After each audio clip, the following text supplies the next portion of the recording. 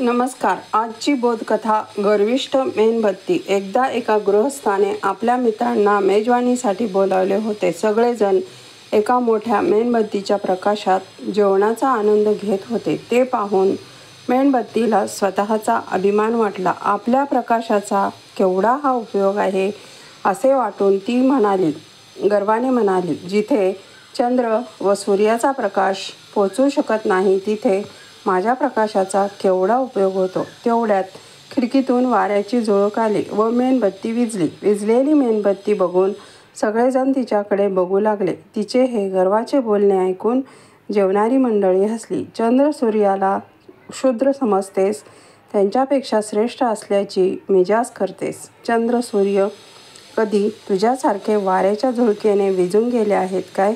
तात्पर्य: आपल्यावर सोपवलेली कामगिरी व्यवस्थितपणे पार पाडण्यातच मोठेपणा आहे. माझी कथा आवडल्यास माझ्या चॅनलला लाईक करा, शेअर करा, सबस्क्राईब करा. धन्यवाद.